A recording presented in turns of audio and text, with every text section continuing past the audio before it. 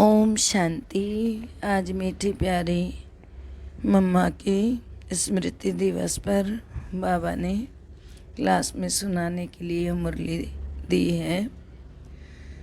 24 तारीख की मुरली है। 15/12/63 की रिवाइज मुरली मातेश्वरी जी मधुबन से। कर्म ही सुख और दुख का कारण है। यह तो सभी मनुष्य जानते हैं कि जीवन में सुख और दुख कर्म के आधार से प्रारब्ध रूप में चलते रहते हैं। तो जरूर पहले ऐसे कर्म किए हैं जिसकी प्रारब्ध दुख या सुख के रूप में भोगनी होती है। तो जो भी आज हमारा जीवन है हमारे कर्मों के अनुसार है, सबको समझ आना चाहिए। भगवान को दोष देते हैं ना सब लोग कि हमारे साथ ऐसा, हमारे साथ ऐसा।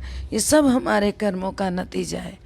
अच्छे कर्म से अच्छा और बुरे कर्म से बुरा मिला है। तो सुख और दुख का संबंध हो गया कर्म के साथ। तो कर्म को किस्मत नहीं कहा जा सकता। कई ऐसे समझते हैं जो किस्मत में होगा इसलिए दुख और सुख को किस्मत समझ लेते हैं।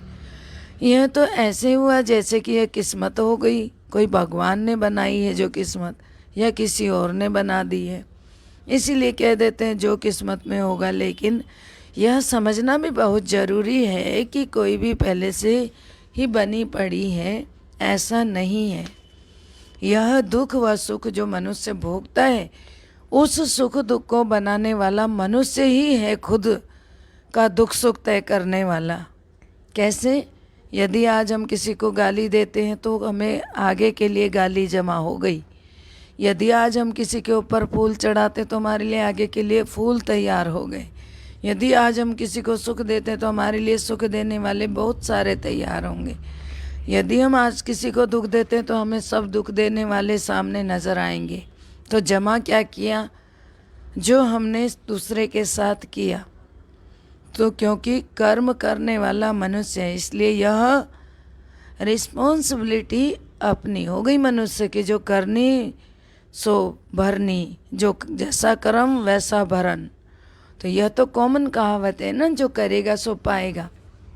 गीता में भी वर्णन है कि जीवात्मा अपना ही मित्र और अपना ही शत्रु है। ऐसे नहीं कहा जा सकता कि मैं तुम्हारा शत्रु हूँ, मैं तुम्हारा मित्र हूँ। नहीं, जीवात्मा अपना शत्रु और अपना मित्र है, इसलिए अपने साथ मित्रता और अपने साथ शत्रुता, दुख और सुख करने वाला खुद मनुष्य हुआ। तो यह बात इतनी स्पष्ट है कि दुख सुख का रिस्पॉन्सिबल मनुष्य खुद अपने आप है। इसलिए जब किसी भी रूप में दुख आता है तो उसको भगाने की कोशिश करते। कोई लड़ाई झगड़ा खड़ा हो जाता तो भी उसको ख़त्म करने की कोशिश करते। इसमें किसी किसी का अकाले मृत्यु भी हो जाता है तो भी दुख होता है। तो समझते हैं कि पता नहीं मेरे साथ ऐसा क्यों हुआ। फिर उसी वेग में, उसी जोश में आकर के भगवान को भी गाली देने लग पड़ते हैं। अभी तुम्हारे आगे यह जो बातें आई हैं, यह किया किसने था? यह जो अकाले मृत्यु आया, जो रोग आया, रोग के रूप में दुख आया, क्या भगवान ने किया था? ये जो लड़ाई झगड़े संसार में जितने भी दुख के कारण हैं, क्या वह सब भगवान ने किए थे? अरे भगवान जिसको कहते वह दुख हरता सुख करता है। किसी को समझ में आता नहीं आता, शिव कल्याणकारी है, दुख हरता सुख करता है। इसीलिए तो जब कोई दुख आता है तो उनको याद करते हो। शरीर को रोग लगता है तो भी कहते हो ना ये भगवान, दुख में उनको ही याद करते हो। अगर उसी ने दिया है तो जो दुख देने वाला है उसको क्या करना चाहिए बताओ? भला यह भी तो सोचना चाहिए ना कि दुख के समय जो याद आता है उसके लिए तो कह भी नहीं सकते कि यह दुख उसने दिया। यह भी तो समझने की बात है ना। जब याद करते हैं तो ज़रूर उसका संबंध हमारे साथ कोई दूसरी बात का है, ना कि दुख देने का है। इससे सिद्ध होता है कि दुख का कारण अथवा इसका रिस्पॉन्सिबल कोई और है। उसमें भी कोई तीसरा तो है नहीं। एक मैं और मेरा रचता, बस दो चीज़ें हैं। अगर रचता दुख नहीं दे रहा है, एक मैं उनकी संतान हूँ, संतान को हूँ, दूसरा है बाप। तो या बाप रिस्पॉन्सिबल है या फिर कौन है? कौन है? या फिर मैं खुद रिस्पॉन्सिबल हूँ। लेकिन जब मेरे पास दुख आता तो मुझे दिखाई ऐसे पड़ता है जैसे उस रचना ने ही मुझे दुख दिया। अंदर से लगता भी है कि वही मेरा दुखदाई दुख देने वाला है। जैसे सुख के लिए सहारा मांगते हैं भगवान, यह दुख दूर करना, भगवान मेरी आयु बड़ी करना, आयु के लिए भी मांगते, आयु की भी, दुख भी, शरीर के रोग की भी, और कोई भी लड़ाई झगड़े, कोई भी ऐसा अशांति का कारण आता है तो भगवान से क्या करते हैं, मांगते हैं। कोई बच्चा ऐसा होता है जो भी कहते हैं भगवान इसको सुमत देना, फिर और भी कुछ कहते रहते हैं। जो भी कमी कमजोरी है उसके लिए मांगते ही रहते हैं। तो भगवान से ही तो मांगते हैं किसी भी बात से। जब कुछ दुख कष्ट होता है तो कष्ट में याद भी किसको करते हैं, उसी भगवान को करते हैं। फिर उसकी मांग भी उससे ही करते हैं। जब उससे ही मांग करते हैं तो जरूर फिर वह उसका दाता है ना। क्यों मांग रहे हो फिर, जब पता है कि वो दुख देता है तो क्यों उससे सुख मांग रहे हो? फिर तो दुख देने वाले से कोई सुख मांगता है क्या? कभी सोचा नहीं है? जब देने वाला दुख है समझ के उसको गालियां देते हो, फिर उससे सुख कैसे मांगते हो? फिर कहते हो वही हमको सुख देने वाला है। माना इन सब बातों का इलाज केवल उसके ही पास है, फिर ऐसे भी बन जाते हो।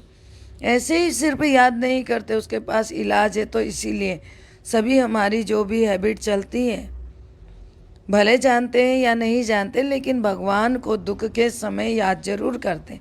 कोई भी बात होती है तो मुख से निकलता है ओ माय गॉड। तो भले ही कोई जाने ना जाने वह गॉड कौन है क्या है, पर मुख से क्या निकलेगा, ओ माय गॉड, तो जरूर निकलता है। तो यह भले कोई जाने ना जाने गॉड कौन है, फिर भी समझने की बातें तो है ना। आखिर भी हम किसको याद कर रहे हैं? जिसको हम याद कर रहे, क्या उसका हमारे इन सभी दुखों से कोई कनेक्शन है क्या? या क्या वह दुख का दाता है या फिर उसका कनेक्शन सुख देने से है? यह तो हमारी याद से ही सिद्ध हो जाता है ना कि उनका कोई दुख देने का काम है ही नहीं। अगर देता तो याद क्यों करते? दुख देने वाले के लिए तो अंदर गुस्सा आता, सोचते हैं कि इसके लिए पता नहीं क्या करें। परंतु भगवान के प्रति तो सदा दुख के समय खास प्रेम आता है, जब अंदर से आता है। ये नहीं कि कोई बाहर से आता है। तो अंदर से आता है कि जैसे हमारा कोई परम मित्र हो, बड़ा मित्र हो। अंदर खुशी आती है तो जरूर उनका हमारे साथ सुख का संबंध है। तो दुख का कारण तो जरूर कोई और है ना। तो वो दुख का कारण कौन है? स्वयं मनुष्य खुद है। अभी और कोई तीसरा तो है ही नहीं। एक मैं और दूसरा भगवान परमात्मा। तो जरूर मैं रिस्पॉन्सिबल हुआ ना उस दुख का। तो सुख देने के लिए अगर भगवान को याद कर रहे हैं तो दुख देने के लिए भी उसको क्यों जिम्मेदार ठहरा रहे? तो दुख कौन दे रहा है? दुख मेरी आत्तें दे रही हैं। मुझ आत्मा द्वारा क्या दुख मैंने किसको दिया था तो वही मेरे सामने आ रहा है। फिर मैं भगवान को बोल देता हूँ आत्मा होकर। फिर भी मैं ये नहीं समझता हूँ कि मैं निमित्त हूँ। तो मनुष्य ये नहीं समझता है मैं निमित्त हूँ इन सब का। तो मैं ही दुख में दुखी होता हूँ और पैदा भी मैं ही अपने से अपने आप करता हूँ दुख को। यह देखो कितनी बेसमझी नहीं है क्या? इस बात को समझने की कोशिश करें। किस चीज से छुटकारा चाहते हैं वह चीज मैं अपने लिए खुद ही बना रहा हूँ। मुझे पसंद नहीं है वो चीज़, लेकिन मैं क्या कर रहा हूँ, मैं खुद उस चीज़ को तैयार कर रहा हूँ अपनी आदतों से। मनुष्य चाहता नहीं है फिर भी दुख बनता जाता है। क्यों बनता है? क्योंकि दूसरे को दुख देता है, अंदर में दुख की बातें सोचता रहता है, नेगेटिव चलाता रहता है, अनजाने में ही पता नहीं क्या क्या बातें सोचता है, तो वही अपने लिए ढेर लगा लेता है।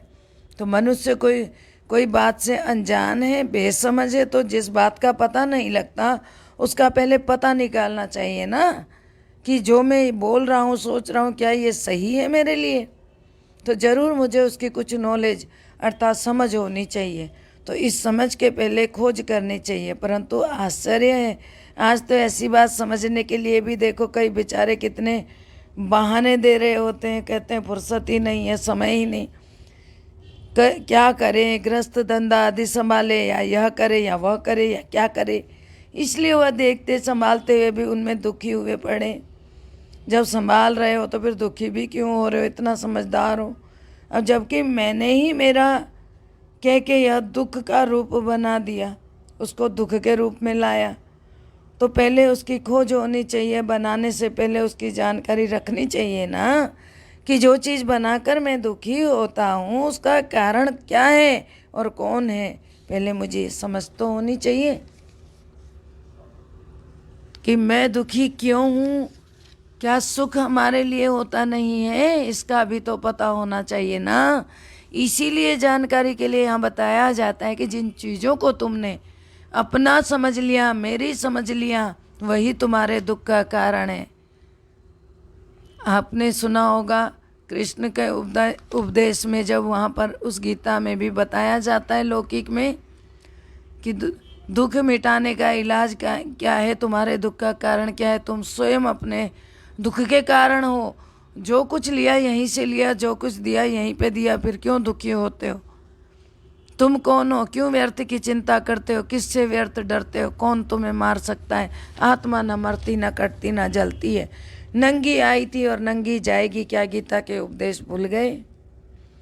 उस साधारण गीता में भी इतनी बातें लिखी हुई है बाबा की कि क्या करें, कैसे करें, क्या अपना गृहस्थ व्यवहार छोड़ दें। तो आश्चर्य लगता है कि देखो, मनुष्य की बुद्धि जो समझ मिलते भी उसे धारण नहीं कर पाता है और अपने आप को गृहस्थ में रहकर महान समझता है। तो मिटा ले अपने दुख दर्द, उसके बजाय मिटाना तो दूर गया, बढ़ाता रहता है। जिनके बीच में रहता है उनको भी सुख नहीं दे पाता, ना खुद सुखी रहता है, बल्कि और ही खुद को भी दुखी करता है, दूसरे को भी दुखी करता है। हम अनुभव से उसी बात को समझ करके धारण करके बतलाते हैं कि यह अनुभव की चीज़ है। जरूर अनुभव हुआ है ना, तभी तो कहते हैं ना प्रैक्टिकल में किस तरह से सुख की प्राप्ति हो सकती है। तो वो उपाय बाबा हमको बता रहे और हम तुम्हें बता रहे। लेकिन मनुष्य जो बहुत काल की आस रखते आए हो, अभी वह जो सुखदाता बाप है वह स्वयं हमको अपना यह परिचय दे रहा है। हे बच्चे, तुम दुखी हुए क्यों हो? कारण तुम्हारा ही है, तुम ही कारण हो। लेकिन तुम्हारे में भी ऐसी कौन सी बात है जो तुम खुद को ही पता नहीं चलता, जिसके कारण दुख उठा रहे हो? क्या तुम्हारे कर्म ही दुख का कारण बनते जा रहे?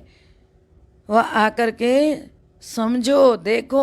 हम इतनी ऑफर करते हैं तो भी आश्चर्य। देखो, ये सुनते भी बेचारे कहते हैं कि शायद बस यही चलना है, हमें तो यही लिखा है हमारी किस्मत में, हम नहीं बदल सकते। कई लोग तो ऐसे सोचते हैं। तो इसको ही कहा जाता है अहो मम माया, एकदम माया पकड़ कर बैठी है। चाहते भी है जिस चीज़ के लिए सारा दिन माथाकुटी करते भी है, वही बाप सामने से बतलाते हैं कि बच्चे, तुम्हारे दुख का कारण दुख का कारण और दुख क्या है। बाप खुद कहते हैं मैं तुम्हारे सभी दुख हरने आया हूँ और तुमको सुख देने आया हूँ। तब तो गाते हैं ना, दुख हरता सुख करता। परंतु मनुष्य उस बात को समझ पाता है क्या? कभी बाप ऐसे नहीं कहते कि आज दुख हरता सुख करता, नहीं। तो दुख, हर दुख का वो हरता है, खाली आज का नहीं। अगर उसकी राह पर चलो तो सदा सदा के लिए दुख हर देता है। बाप कहते हैं बच्चे, मैं आया हूँ तुम्हारे लिए दुख हरने, लेकिन उसके लिए तुम्हें ऐसे कर्म सिखलाऊंगा जिससे तुम्हारे दुख नष्ट हो जाएंगे। सिर्फ मैं जो सिखलाता हूँ, समझाता हूँ, उसको समझ करके वह पुरुषार्थ करो, अपने अंदर लाओ, जिससे दुख नष्ट हो जाए। तुम्हारे ही दुख नष्ट करने की मैं शिक्षा देता हूँ, जिसको धारण कर लो, क्योंकि तेरी चीज़ है ना। परंतु कई तो बेचारे ऐसे कारण देते हैं जैसे हम कोई भगवान के ऊपर मेहरबानी कर रहे हैं या ब्रह्मा कुमारीज में आकर ज्ञान सुनकर मेहरबानी कर रहे हैं। बाबा की ज्ञान सुनाओ तो भी मेहरबानी कर रहे हैं जैसा करते हैं, और 10 बातें सुना देते हैं। तो देखो, कहीं तो फिर याद के लिए भी कहोगे तो भी बुरा मान जाएंगे। कई फिर कहते हैं समय मिल गया तो देख लेंगे, कर लेंगे। अरे भाई, सिखलाना है, खिलाना पिलाना, यह सब तो जो बातें हैं उसी कर्म से बनाए जाते हैं। उसी तरह का खाता होगा उसका। तुम मूंझ पड़े हो, उसमें ही तो दुखी हुए हो ना। उलझ गए हो तुम दुनियादारी में, तुम्हें ये नहीं समझ आता कौन सा रास्ता सही। भगवान वही तो समझाने आया है, लेकिन समझ लेते इनके पास जाएंगे तो पता नहीं क्या हो जाएगा। जबकि एक तरफ कहते हैं दुख से छूटे, दूसरी तरफ इन सब दुखों से छूटने का रास्ता खुद बाप समझा रहे हैं। छूटे कहते हैं रास्ते का पता नहीं। इधर बाबा समझाने आए कि बच्चे रास्ता ये है, तो भी कह देंगे देखो कोई की बुद्धि में मुश्किल ही बैठेगा उस बात को। कहते हमारी समझ में तो नहीं आ रहा ये बात, नहीं समझ आ रही है तो फिर जाओ, फिर बाबा कहता है। इस प्रकार माया इन 5 विकारों को कहा जाता है। परंतु मनुष्य बेचारे फिर धन संपत्ति को माया समझ लेते हैं, कहीं फिर शरीर को माया कह देते हैं, उससे बचने के उपाय करते रहते हैं। परंतु बाप कहते हैं तुम्हारे दुख का कारण कुछ और है। यह प्रकृति तो मेरी रचना है, यह शरीर, यह प्रकृति मेरी रचना है, मैं नहीं हूँ। जो अनादि है वह कोई दुख का कारण नहीं होता है। और तुम्हारे में एक्स्ट्रा अलग से कोई चीज़ आई है जो दुख का कारण बनी है। तो वो एक्स्ट्रा चीज़ क्या थी? वो 5 विकार थे जिसके कारण तुम नीचे गिरे और तुम माया के साथी बन गए, जिसके कारण सदा के लिए दुखी हो गए। विकार कोई शरीर नहीं है, तुम्हारे मन की सोच से विकार पैदा हुआ है। संसार विकारी नहीं, धन संपत्ति में भी विकार नहीं। विकार एक अलग चीज़ है जो तुम्हारे अंदर पनपा है। क्यों पनपा? क्योंकि तुम अपने आप को और भगवान को भूल गए, जो आने से फिर यह सभी चीज़ें दुख का कारण बन गई जब विकार तुम्हारे अंदर आया। नहीं तो यह सब पदार्थ आत्मा के सुख का कारण है। अगर तुम्हें कोई चीज़ मिल रही है उसमें सुख शांति होनी चाहिए। जितने साधन बढ़ते गए तुम दुखी क्यों हुए? क्योंकि तुम ही उसका कारण हो। तुम्हारे अंदर गंदे विचार, पाप, गंध भरा पड़ा है, 5 विकार भरे पड़े, जिसके कारण तुम अपने लिए ही गड्ढा खोदते हो। उनके लिए संपत्ति धन आदि जो है वह सब सुख के कारण समझ लेते हैं, लेकिन इन सभी बातों का पूर्ण ज्ञान न होने के कारण यह सब चीज़ें भी दुख में आ गई और इन्हीं से तुम्हें दुख होने लगा। ऐसे भी नहीं कि मैंने यह जो अनादि रचना रची हुई है वह कोई दुख का कारण है, नहीं। दुख के कारण तुम बने हो, खुद के लिए खुद। तुम्हारे में भी कोई और अलग चीज़ आई है ना। अब वह अलग चीज़ है यह माया, 5 विकार, अभी उसी को तुम्हें निकालना है। मनुष्य फिर कह देते हैं ये सब भगवान ने दिया। अरे भगवान ने क्यों दिया? भगवान ने दिया होता तो क्यों सुधारने आता? अगर भगवान ने दिया तो सुख की चीज़ें दी होगी ना, दुख की चीज़ें क्यों देगा वो? इसमें तुमने विकार डाल करके इन सभी चीज़ों को खराब कर दिया। मान लो भगवान ने धन संपत्ति दी, उसको गंदे वेश्यावृत्ति में लगा दो, शराबे पीने में लगा दो, तो किसने खराब किया उस धन को? तो उस धन से दुख किसको मिला? तुम्हें मिला। अगर उसी धन को तुम प्रभु कार्यों में लगाते हो, सत्कर्मों में लगाते हो, तो वही धन तुम्हें दिन दुगना रात चौगुना बढ़ता है। तो वो किसने दिया था? वो भगवान ने वह धन भी दिया था, वह धन भी। लेकिन उस धन से दुख, उस धन से सुख कैसे हो गया? क्योंकि तुम्हारे विकारी विचारों से दुख मिला है। इसलिए बाबा कहते हैं तुम इन विकारों को निकाल दो, सदा के लिए सुखी हो जाएंगे। ये सारी बातें समझने की होती है, इसके लिए थोड़ा टाइम तो देना पड़ेगा ना। दुखों को नाश करने की विधि भी तो सीखनी पड़ेगी ना। इसके लिए कहते ना बार बार आओ कुछ समझो, परंतु ऐसे नहीं कि यहाँ से सुना और वहाँ बाहर जा कर के बात को ख़त्म कर दी। कई फिर कह देते हैं यह तो बड़े या बूढ़े का काम है। क्या जीवन बनाना बड़े बूढ़ों का काम है? बल्कि बच्चों का काम है। बच्चा बनाएगा तो कम से कम आगे तक पीढ़ी चलेगी। बूढ़ा बनाएगा तो वो तो ज्ञान लेकर मर जाएगा, वो क्या बनाएगा? यह बूढ़ों को ही जरूरी है ऐसा सोचता है कोई, ये भी गलत सोच है। बूढ़ों को वह हुआ जो उल्टी सीढ़ी चढ़ जाते हैं, बूढ़ा तो वो हो जाता है फिर देख करके उतरते हैं। तो उससे तो क्या, क्यों नहीं सीढ़ी चढ़ने से पहले ही तुम संभल जाओ, हमको जीवन कैसे चलानी है। इसलिए उनको राय देंगे कि इन बातों को समझ करके अपने जीवन में उतारो और दुख की जो जड़ है उसको ख़त्म कर दो। दुख का कारण जो है उसको मिटाने का पूरा पूरा यत्न करके पुरुषार्थ करना चाहिए। भगवान बाप जो सबका पिता है, उस पर जो हमारा हक है उसको समझाना है, वह हक लेना है। खाली ऐसे थोड़ी कि उसको बाप कहना है, लेकिन उसके द्वारा हमें क्या प्राप्ति करनी है उसको भी तो आकर के कोई सुने और समझे। हम सबको ऑफर करते ही रहेंगे, आगे निमंत्रण और संदेश देते ही रहे हैं, फिर कोर्टों में कोई जागते हैं। आगे भी ऐसे हुआ था, तब तो भगवान ने खुद कहा कोर्टों में कोई मुझे जानते हैं। तुम यहाँ आकर के इस चीज़ को समझ के और कुछ धारण करने की बातें करो। एक ही दिन में यह सब बातें समझाने में नहीं आ सकती हैं। अच्छा, मीठे मीठे बच्चों प्रति याद प्यार और नमस्ते। हम रूहानी बच्चों की रूहानी मीठी मम्मा को और मीठे प्यारे बाप दादा को याद प्यार नमस्कार, good morning, diamond morning, Om Shanti. मीठे बाबा, प्यारी मम्मा, मीठे बाबा, बाप और दादा। मीठे प्यारे बाबा का वरदान है, अपने पूज्य स्वरूप की स्मृति से सदा रूहानी नशे में रहने वाले जीवन मुक्त भव। अर्थ ब्राह्मण जीवन का मजा जीवन मुक्त स्थिति में है। जिन्हें अपने पूज्य स्वरूप की सदा स्मृति रहती, उनकी आँख सिवाय बाप के और कहाँ भी डूब नहीं सकती है। पूज्य आत्माओं के आगे स्वयं सब व्यक्ति और वैभव झुकते हैं। पूज्य किसी के पीछे आकर्षित नहीं हो सकते। देह संबंध पदार्थ संस्कारों में भी उनके मन बुद्धि का झुकाव नहीं रहता है। वे कभी भी किसी बंधन में बंध नहीं सकते, सदा जीवन मुक्त स्थिति का अनुभव करते हैं। स्लोगन है, सच्चा सेवाधारी वह है जो निमित्त और निर्माण है। सच्चा सेवाधारी वह है जो निमित्त और निर्माण है। ओम शांति। सबका भला हो, सब सुख पाएं, सब परमात्मा से जुड़ जाएं, अंत समय में अपना जीवन सफल बनाएं, मुक्ति जीवन मुक्ति को पाएं, सबके दुख समाप्त हो जाएं, सब प्रभु के प्यारे बन जाएं। ओम शांति।